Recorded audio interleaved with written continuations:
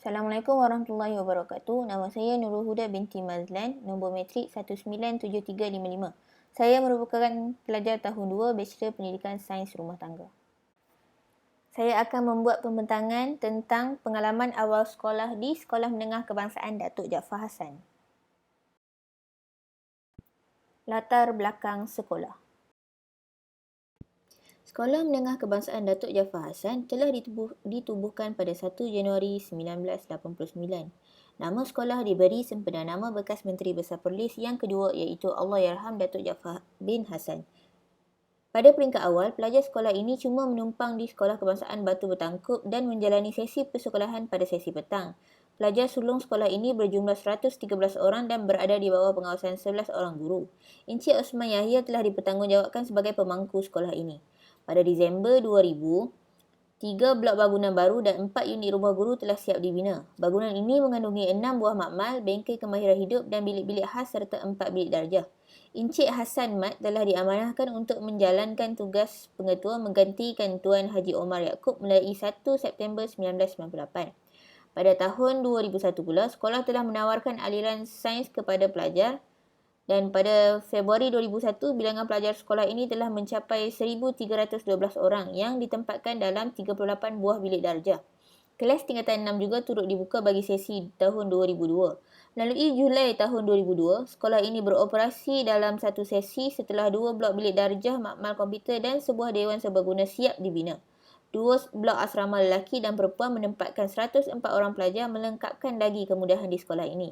Keluasan tapak sekolah termasuk asrama dan kuartus ialah seluas 18.21 ekar. Pada tahun 2003, terdapat seramai 83 orang guru terdiri daripada 35 orang lelaki dan 47 orang perempuan. Dan pentadbiran sekolah turut dibantu oleh staf sokongan seramai 18 orang. Kebanyakan sekolah ini terdiri daripada anak-anak peneroka, pekerja kilang dan petani yang berbilang kaum merangkumi kaum Melayu, Thailand, Cina dan India. Sekolah ini telah menyediakan pelbagai mata pelajaran untuk memenuhi keperluan pelajar sejajar dengan aspirasi falsafah pendidikan kebangsaan. Misi sekolah untuk melestarikan sistem pendidikan yang berkualiti untuk membangunkan potensi individu bagi memenuhi aspirasi negara, manakala visi pula ialah pendidikan berkualiti insan terdidik negara sejahtera. Lokasi sekolah. Sekolah Menengah Kebangsaan Datuk Jaafar Hassan 02450 Bukit Keteri Perlis terletak berhampiran dengan kawasan perindustrian Cuping dan sekolah berada di bawah pentadbiran dan pengurusan Jabatan Pendidikan Negeri Perlis. Sekolah ini terletak berdekatan dengan Bukit Cuping, Bukit Keteri, Bukit Jernih dan Bukit Kecil, bersebelahan dengan Sekolah Kebangsaan Bukit Keteri dan dikategorikan sebagai sekolah luar bandar. Antara infrastruktur yang terdapat di sekolah ini ialah bilik kaunseling, asrama, kantin, gimnasium, bilik teknik dan vokasional, bilik pengurusan diri, taman tanaman sayuran, taman hortikultur, bilik darjah, makmal biologi, dewan besar, padang sekolah, dataran perhimpunan, koridor dan juga blok akademik.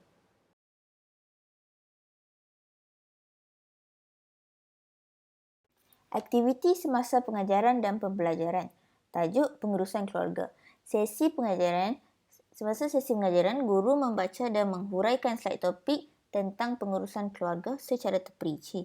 Beliau mengaitkan topik pembelajaran dan turut berinteraksi dengan pelajar. Beliau akan bertanyakan soalan-soalan yang berkaitan dengan kehidupan pelajar. Untuk sesi pengukuhan, pelajar disuruh untuk melakarkan salah silah keluarga mengikut kumpulan. Dan salah silah keluarga diberi secara berlainan mengikut kumpulan masing-masing. Dan salah silah tersebut akan dibentangkan oleh wakil setiap kumpulan. Untuk sesi penilaian pula, pelajar perlu melukis salah silah keluarga masing-masing atas kertas yang diberikan dan menghantar kepada guru.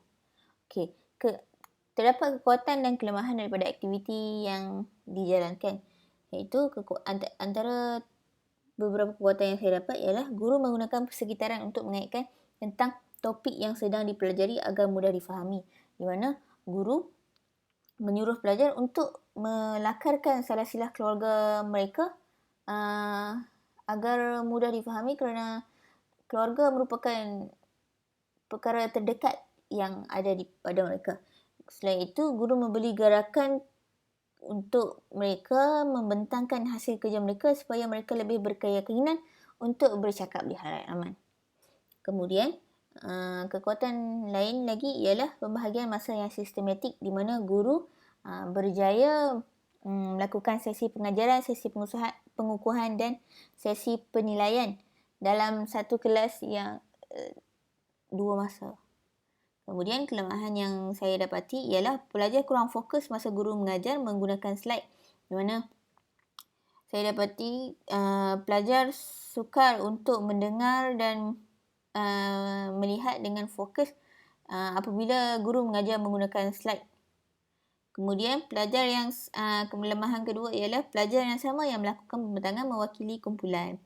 Iaitu kumpulan yang ditetapkan ini telah dibahagikan kepada beberapa pelajar dan saya mendapati pelajar yang sama melakukan pembentangan dan pelajar yang belum tidak melakukan pembentangan itu tidak akan melakukan pembentangan lagi pada masa akan datang. Antara alat bantu mengajar dan bahan bantu mengajar yang digunakan oleh guru semasa sesi pengajaran dan pembelajaran ialah LCD, projektor, slide pembentangan dan kertas gajang.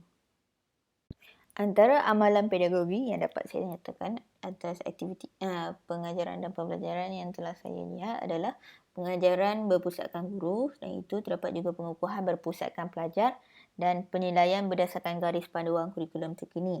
Untuk pelaksanaan kebat pula, guru memberikan soalan situasi, masalah situasi realistik kehidupan untuk diselesaikan oleh pelajar.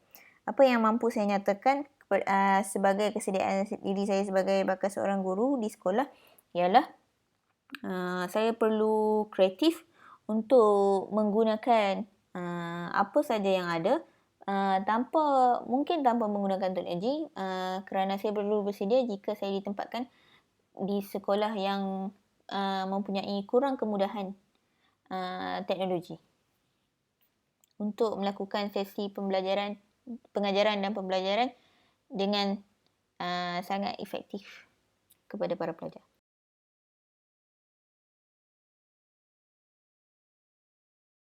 Pada hari Rabu bersamaan 22 Januari 2020, Sekolah Menengah Kebangsaan Datuk Jaafar Hassan telah mengadakan perjumpaan kokurikulum bermula dengan perhimpunan pagi, kemudian berpecah kepada kelab sukan permainan masing-masing. Pada hari tersebut, mesyuarat agung pelantikan jawatankuasa telah dijalankan oleh semua kelab yang berada di sekolah tersebut. Dan pelantikan itu adalah untuk melantik para pelajar yang akan memimpin kelab tersebut pada sepanjang tahun 2020. Okay. Pelantikan bermula dengan para pelajar memberi cadangan untuk pencalonan nama yang akan dilantik. Dan apabila mendapat undian yang tertinggi dan sokongan daripada guru, pelajar tersebut akan dilantik menjadi jawatankuasa yang ditetapkan. Okay. Kekuatan daripada aktiviti tersebut ialah membantu pelajar mengasah kemahiran insaniah dan komunikasi, di mana pelajar-pelajar yang dilantik untuk memegang jawatan yang telah ditetapkan akan perlu memimpin kelab permainan tersebut atau kelab permainan yang mereka sertai akan dapat mengasah kemahiran insaniah dan komunikasi, di mana apabila mereka perlu memimpin kelab itu sepanjang tahun tersebut. Kemudian kekuatan kedua ialah apabila perjumpaan kokurikulum dijalankan pada waktu pagi sesi persekolahan, kelebihannya ialah akan mendapat kehadiran penuh oleh semua pelajar kerana pelajar datang kerana perjumpaan kokurikulum pada waktu petang biasanya mendapat kehadiran yang sangat kurang kerana pelajar sudah letih di waktu petang selepas sesi pengajaran dan pembelajaran. Untuk kekuatan ketiga ialah pelajar segar dan bersemangat menyertai aktiviti kokurikulum, di mana pada waktu pagi para pelajar ini masih segar untuk melakukan apa-apa aktiviti, dan aktiviti yang dijalankan pasti akan mendapat sambutan yang sangat tinggi. Okey, untuk kelemahan, pelajar akan kurang fokus selepas mula masuk ke kelas. Hal ini kerana mereka telah mempunyai kekurangan tenaga, kehabisan tenaga apabila menyertai aktiviti kokurikulum yang menggunakan tenaga yang banyak, seperti aktiviti sukan bola jaring, sukan bola sepak dan banyak lagi sukan lain. Hal ini kerana apabila mereka kehabisan tenaga semasa menyertai aktiviti kokurikulum, mereka akan sukar untuk fokus di dalam kelas akibat kehilangan tenaga dan akan mula merasa pengantuk. Kelemahan kedua ialah terdapat segelintir pelajar yang sengaja memakai pakaian sekolah untuk dijadikan alasan untuk tidak menyertai aktiviti kokurikulum yang dijalankan pada waktu pagi tersebut. Ini kerana para pelajar ini tidak mahu menyertai aktiviti tersebut, dan kerana segelintir pelajar hanya mahu pergi belajar di sekolah, bukan untuk menyertai aktiviti kokurikulum yang didapati agak pasif. Aktiviti kokurikulum penting terhadap profesionalisme keguruan, kerana dari situ kita dapat melihat komitmen dan perwatakan guru dalam melibatkan diri bersama pelajar. Selain itu, kemahiran guru dalam menguruskan dan memimpin pelajar di luar kelas juga dapat dipertingkatkan, di mana sebagaimana kita tahu, cara menguruskan murid di dalam kelas dan di luar kelas adalah sangat berbeza. Di samping itu, aktiviti kokurikulum ini juga merupakan garis panduan untuk menilai pelajar dari pelbagai aspek lain seperti insaniah dan rohani yang sukar untuk diajar semasa berada di dalam kelas. Di samping itu, kemahiran insaniah juga dapat diajar dan diasah melalui aktiviti kokurikulum, di mana dalam aktiviti kokurikulum ini akan terselit pelbagai perkara untuk mengasah kemahiran yang diperlukan oleh pelajar. Antara budaya sekolah yang terdapat di SMK Datuk Jaafar Hassan ialah perhimpunan tidak rasmi yang diadakan pada hari Selasa hingga Khamis secara mingguan bagi memaklumkan kepada pelajar mengenai isu-isu dan hal ehwal semasa. Perhimpunan ini juga bertujuan bagi memaklumkan kepada pelajar mengenai program terdekat yang bakal dianjurkan oleh pihak sekolah, dan pelajar juga diberi teguran dan nasihat ketika perhimpunan ini. Selain itu, terdapat juga program guru penyayang yang dilaksanakan di mana guru akan bergili-gili menyambut kedatangan pelajar di pintu pagar utama sekolah pada setiap pagi, dan pelajar yang datang lewat ke sekolah akan ditahan untuk membuat kerja amal seperti gotong royong dan bersihkan kawasan sekolah. Di samping itu, terdapat juga program Nilam yang dijalankan secara berterusan sepanjang tahun yang diakhiri dengan pengiktirafan yang bersesuaian untuk pelajar. Akhir sekali, terdapat juga bacaan Yasin pada hari Jumaat, pada setiap hari Jumaat pagi, yang mana melibatkan semua pelajar dan guru yang beragama Islam. Bacaan ini diketuai oleh seorang ustaz dan akan diikuti oleh semua guru dan para pelajar. Antara kekuatan yang dapat saya lihat daripada budaya sekolah SMK Datuk Jaafar Hassan ialah dapat melancarkan perjalanan harian persekolahan. Selain itu, budaya sekolah ini juga dapat mengeratkan hubungan silaturahim antara guru dan pelajar dari masa ke semasa.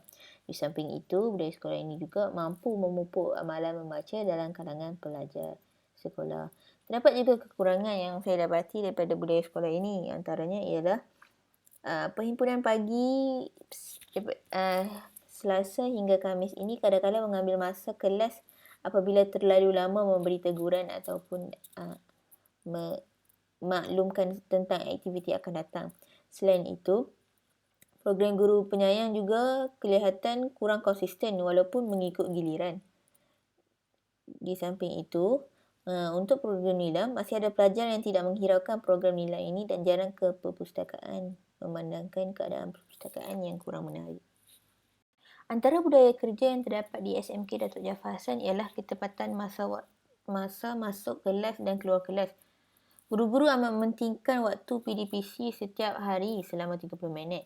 Setiap 30 minit waktu PDPC, loceng akan berbunyi menandakan waktu mula atau tamat waktu PDPC.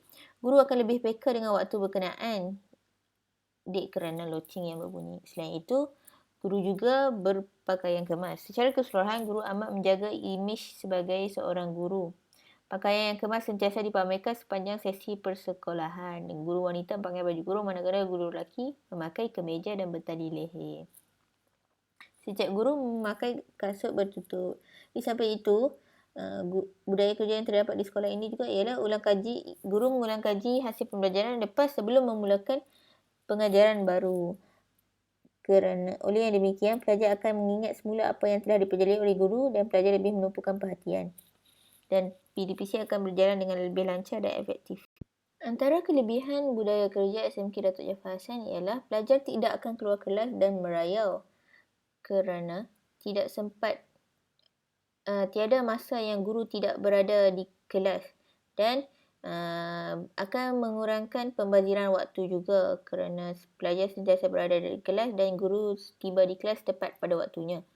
Selain itu, guru juga menunjukkan contoh yang baik kepada pelajar agar menjaga penampilan sepanjang masa. Selain itu, pelajar lebih menumpukan perhatian apabila faham akan apa yang diajarkan oleh guru apabila guru menerangkan balik dan mengulang kaji pelajaran lepas sebelum memulakan pelajaran baru. Kekurangannya, pelajar terlalu bergantung kepada guru apabila guru perlu mengulang kaji pelajaran sebelumnya untuk memulakan pelajaran baru. Selain itu, pelajar juga sering bersedia terlalu awal untuk pulang apabila loceng berbunyi. Cadangan penambahbaikan untuk budaya sekolah adalah untuk mengadakan waktu senaman ringkas seminggu sekali dalam 5 waktu hari persekolahan.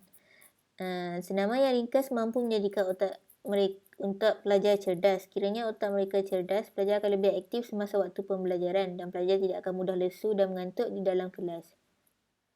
Selain itu, hubungan dan silaturahim antara warga sekolah dapat dieratkan dengan budaya ini. Untuk budaya kerja pula, cadangan penambahbaikan ialah untuk guru-guru menjalankan kaedah berfikir sebelum belajar, iaitu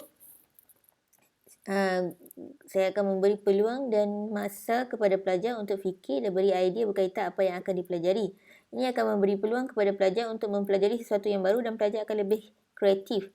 Saya tidak akan terus mengajar tanpa memberi peluang kepada mereka untuk berfikir. Oleh itu, mereka akan dapat berkongsi buah fikiran bersama rakan-rakan di dalam kelas. Saya percaya bahawa setiap pelajar adalah kreatif dan mampu berfikir di luar kotak. Jadi, pelajar dapat menambah ilmu pengetahuan sedia ada.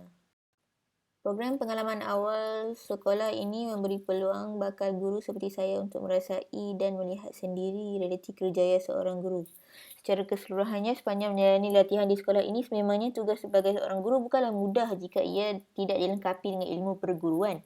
Pembangunan modal insan seharusnya bermula daripada peringkat akar umbi lagi. Justeru, dalam usaha merentuh buluh dari rebungnya, tidak dapat dinafikan bahawa profesi perguruan memainkan peranan yang amat penting. Namun, guru kini sama ertinya dengan pengajar. Apabila melibatkan realiti profesi perguruan hari ini, rata-rata para guru hanya menjalankan tugas sebagai tenaga pengajar, bukannya pendidik. Kurangnya kesedaran terhadap makna dan tugas sebenar seorang guru hanya akan merugikan generasi muda hari ini. Harus diperjelaskan bahawa tugas yang digarap oleh seorang pengajar dan pendidik adalah berbeza. Bagi seorang pendidik, tugas mereka bukanlah hanya mengajar kurikulum yang telah disediakan. Selain daripada memastikan sukatan pelajaran berjaya ditamatkan mengikut ketepatan masa yang dijadualkan, tanggungjawab untuk membimbing para pelajar dengan nilai-nilai murni tidak seharusnya diabaikan. Karisma seorang guru sememangnya mampu memberi impak yang besar kepada pembangunan integriti anak didiknya. Seharusnya, sebagai bakal seorang guru yang berjiwa pendidik dan pengajar, tugas mencurahkan ilmu perlulah diperkasakan lagi dengan keazaman dan memanusiakan pelajar dengan nilai-nilai murni yang menjadi teras di dalam kehidupan. Mendepani cabaran yang memanusiakan manusia bukanlah satu tugas yang mudah. Lebih-lebih lagi, kini hedonisme terus-menerus menjajah minda dan pemikiran generasi muda. Justeru, sebagai bakal guru, saya harus lebih peka dengan realiti pelajar hari ini serta membuat pendekatan yang bersifat kontemporer dengan amali. Saya juga harus mempunyai jati diri yang jitu yang mana akan menzahirkan akhlak yang cantik dan indah dan sememangnya mampu menjadi contoh teladan terbaik buat para pelajar saya. Sekian, terima kasih daripada saya.